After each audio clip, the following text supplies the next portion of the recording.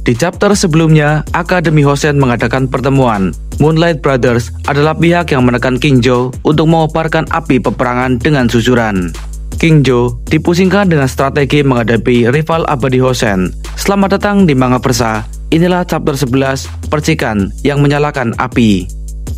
Di suatu hari, terjadi sebuah insiden yang tak diprediksikan sebelumnya. Senior susuran Daigonoma bersama dua orang sophomore, Ito dan Kawajiri, tengah melintasi sebuah gang jalan pintas untuk menuju ke sebuah stasiun. Namun ternyata dari arah sebaliknya ada tiga orang dari Hosen, adalah Yamaguchi, Urano, dan Kuwahara, lalu bertemu dengan siswa susuran. Pertemuan ini memang tak disengaja, karena siswa Hosen memang tengah menuju ke rumah seorang teman mereka. Tentunya seperti inilah jadinya ketegangan di antara keduanya.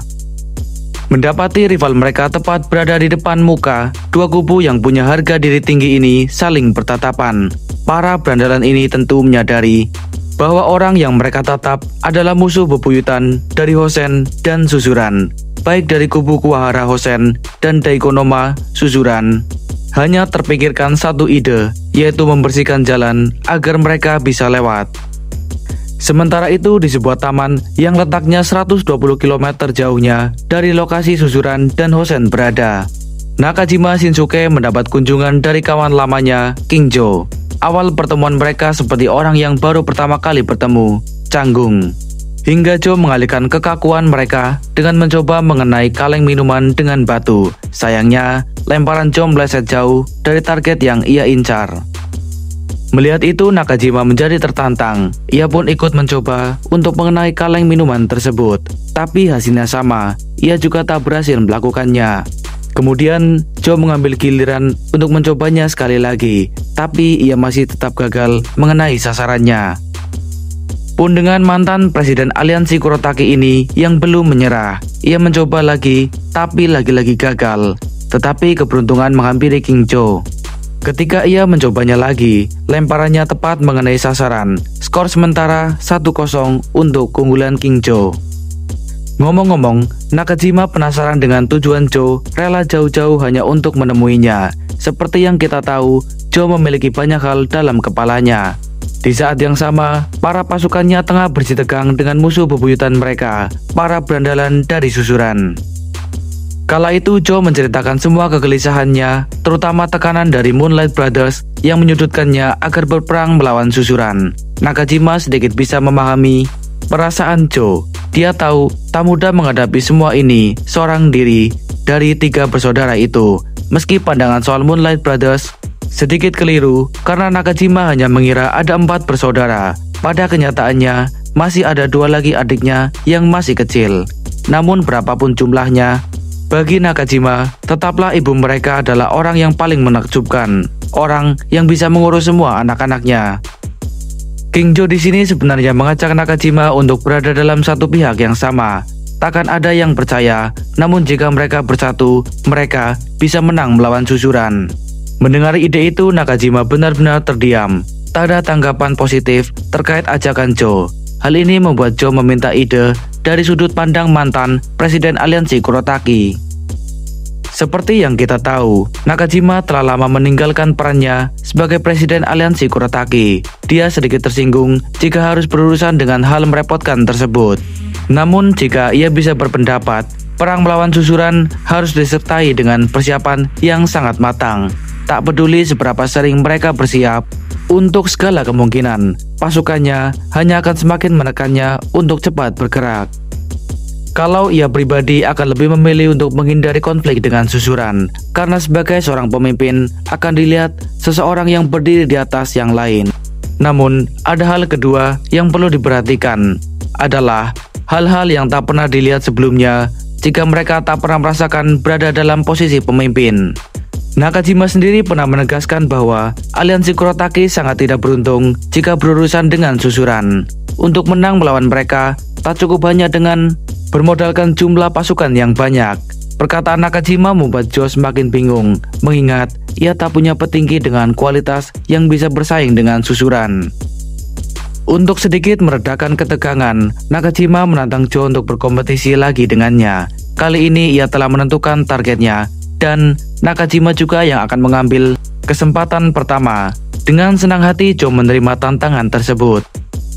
Sementara itu, nasib kurang baik dialami oleh siswa-siswa Hosen, Yamaguchi, Kuwahara, dan Urano. Mereka tampaknya mengalami kekalahan di tangan para berandalan susuran. Percikan kecil inilah yang menimbulkan rasa untuk membalas dendam dari pihak Hosen. Ada luka di kepala yang harus mereka bayarkan dengan tuntas. Banyak rumor-rumor yang berhembus kencang tentang susuran dan Hosen. Bahkan, Nakajima pun telah mendengarnya meski dari kejauhan. Bagaimanapun, bagi Nakajima, ketika menyalakan kembang api di sekitar susuran bukanlah suatu ide yang bagus. Mantan Presiden Kurotaki ini pun mengakui jika bertarung melawan susuran itu sangatlah menakutkan, dan semua perkataannya sejak awal takkan bisa membantu apapun untuk pihak Hosen. Terlebih, Nakajima juga telah menjadi dewasa, bukan hanya fisiknya, tapi juga pemikirannya tentang masa depan. Iya, mereka akan segera lulus di musim semi selanjutnya. Di saat itu mereka para senior sudah tak ingin lagi terlibat dalam masalah. Untuk kesekian kalinya, Kana Yamajo kembali terdiam setelah mendengar ucapan temannya itu. Selagi terus melanjutkan persaingan mereka dalam hal mengenai target, Kingjo merasa inilah waktunya bagi Akademi Hosen. Karena dari era kejayaan mereka, hanya tinggal menyisakan Hosen yang masih bisa memberikan perlawanan atas susuran. Dengan kata lain, Hosen adalah tulang punggungnya. Lalu Shin beralih ke tempat di mana rival Hosen berada. Di sana ada masa yang tengah kesusahan menyelesaikan puzzle. Alih-alih menggunakan otak, tangan kanan Hideyoshi ini malah menggunakan ototnya. Ketika pria ini merebut benda itu dari tangan masa, lalu menunjukkan bagaimana cara yang benar untuk menyelesaikan puzzle tersebut. Dan ya, tak butuh waktu lama baginya untuk bisa melepas dua ikatan dari gantungan kunci itu. Memang butuh sedikit ketelitian untuk menyelesaikannya. Tentu masa merasa seperti orang bodoh. Bagaimana mungkin ia tak bisa melakukannya? Bahkan orang yang lebih bodoh darinya mampu melakukannya. Selain dia, Hideyoshi bisa melakukannya dengan mudah, pun dengan seton. Oh ya, kecuali Butcher, ia tak jauh beda dengan masa. Alih-alih berusaha, Butcher malah membuangnya ke tempat sampah.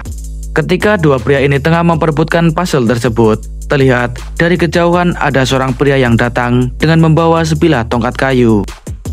Tak salah lagi, pria itu adalah salah seorang siswa Hosen yang sebelumnya telah kalah dari para berandalan susuran. Dia datang dengan tongkat kayu untuk membalaskan dendam atas kekalahannya sebelumnya dari tangan Daigo Noma. Dengan tanpa ragu, Urano dari Hosen mengincar kepala Masanori. Orang nomor 2 dari fraksi Hideyoshi ini jelas tak siap dengan serangan mendadak tersebut. Di saat yang sama, pemimpin Hosen, Kingjo, berpamitan dengan Nakajima. Ia berjanji akan menemuinya lagi setelah melatih skillnya untuk mengenai target. Nakajima pun menghargai kunjungan Joe sebagai orang pertama yang mau datang menemuinya. Namun sebelum Joe benar-benar pergi, Nakajima melihat ada sesuatu yang menarik. Kemudian, dia menunjuk ke sesuatu dan memperlihatkannya pada Joe.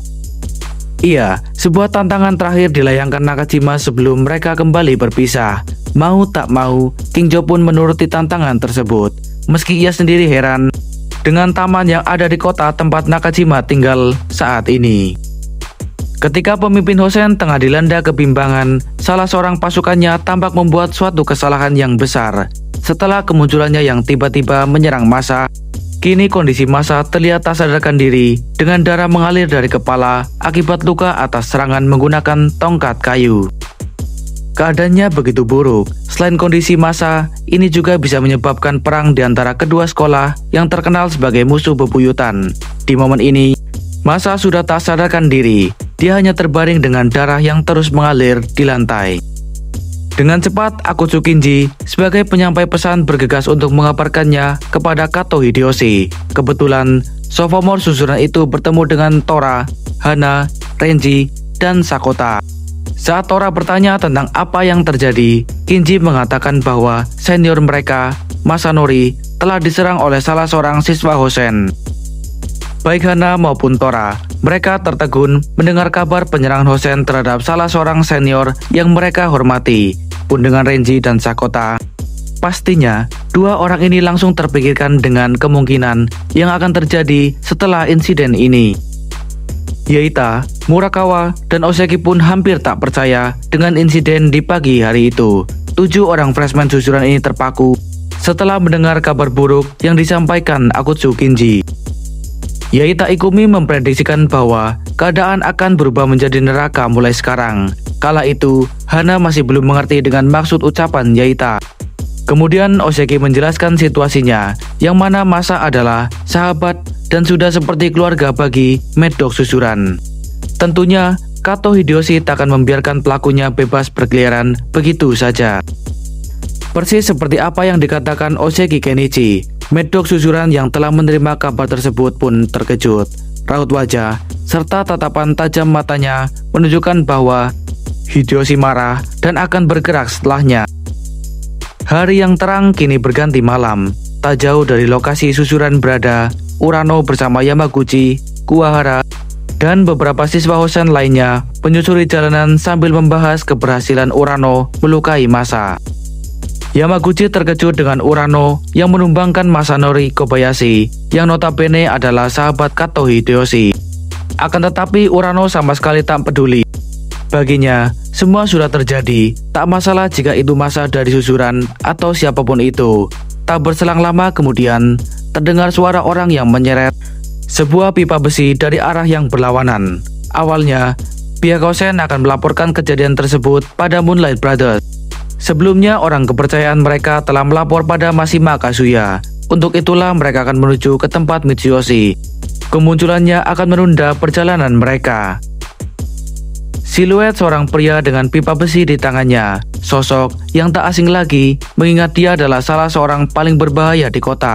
Kemunculannya yang tiba-tiba membuat pihak Hosen ketakutan. Pria itu memang benar Kato Hideyoshi. Tanpa mengatakan sepatah kata pun, tatapan tajam Hideyoshi seperti menunjukkan tujuannya.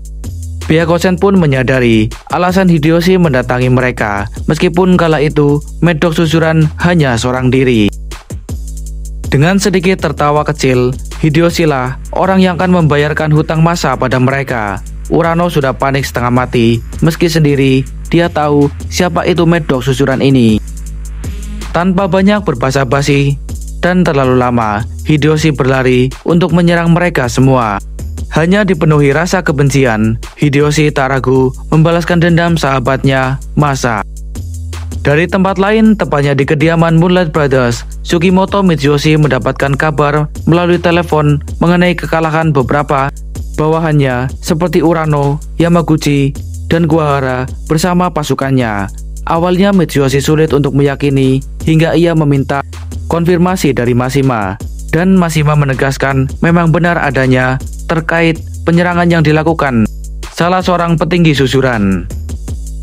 Mitsuyoshi yang telah dikuasai amarah menanyakan pelaku pembantaian pasukan mereka pada Mashima. Mashima sendiri percaya bahwa itu adalah Kato Hideyoshi. Menurut pengakuan bawahannya, Mad Dog susuran datang seorang diri dengan membawa pipa besi untuk mengajar mereka. Setelah cukup untuk melaporkan kejadian tersebut, Mashima masih tak menyangka Mad Dog susuran akan semarah ini.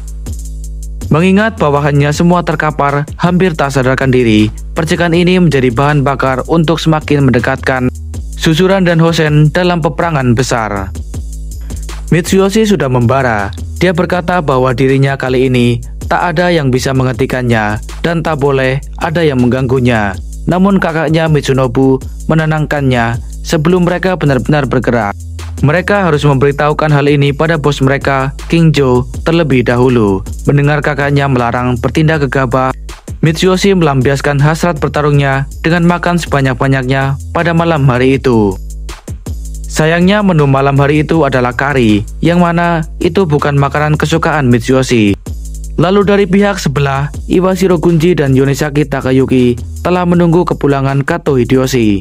Selain itu, menurut kabar, kondisi Masa masih cukup aman, tidak ada tulang yang patah. Masa hanya harus beristirahat untuk beberapa hari, namun tidak ada yang perlu dikhawatirkan sejauh ini. Tak berselang lama, Hideyoshi pun muncul. Gunji mengonfirmasi tentang kesuksesan misi balas dendam yang direncanakan Hideyoshi sebelumnya. Kala itu Hideyoshi seperti sedang murung, sampai-sampai ia marah saat Gunji menahan langkahnya. Hideyoshi benar-benar marah. Dengan berteriak, dia hanya membayar perlakuan para berandalan itu yang bertanggung jawab atas kondisi massa anggota keluarganya. Sebenarnya Gunji tak memprotes akan hal itu. Untuk itu ia meminta Hideyoshi supaya tetap tenang, sebab dia dan Yonesaki pun merasakan perasaan yang sama dengannya. Apa yang sebenarnya ingin Gunji sampaikan adalah terkait situasi terkini. Mulai sekarang, ketegangan akan semakin meningkat. Karena itulah nasihat terbaik Gunji pada Hideyoshi agar dia berhati-hati dan tak pergi keluar seorang diri. Yonesaki pun menepuk pundaknya. Pada dasarnya mereka tak menyalahkan Hideyoshi, namun mereka justru khawatir dengan kondisinya setelah insiden tersebut. Semua pihak terkait dari kubu Hosen maupun Susuran pun telah mendengar kabar memanasnya konflik antar dua musuh bebuyutan ini. Tak terkecuali Kurosawa Kazumitsu. Dia baru pertama kali mendengar soal masalah ini, jadi dia belum sempat menghubungi Hana. Konflik, bahkan serangan, bisa saja terjadi kapanpun dan dimanapun. Untuk itu, Kurosawa memperingatkan Kuriko agar tetap waspada. Mungkin Kurosawa juga akan lebih berhati-hati. Ia sendiri tak bisa memprediksi kapan serangan selanjutnya akan datang. Selain Susuran dan Hosen, kubu armamen adalah salah satu pihak yang bersemangat jika perang antar dua kubu itu terjadi. Terutama Kawachi Teso yang sangat tertarik. Dia yang bersama Togawa Sota akan menantikan dua sekolah yang selalu punya rivalitas dan gengsi tinggi. Di tempat lain, ketika malam semakin larut, di atas jembatan Kana Yamajo masih merenung. Dalam diamnya, dia memikirkan strategi yang matang untuk menutupi kelemahan Hosen. Selain itu, sebagai pemimpin, Jo juga harus menentukan langkah yang harus ia ambil untuk mengurangi jarak kekuatan antar petinggi Hosen dan Susuran. Meski tanpa suara, kemuraman King Jo menunjukkan demikian. Oke, sekian dulu alur ceritanya. Kita lanjut di chapter berikutnya. See you next video. Bye-bye.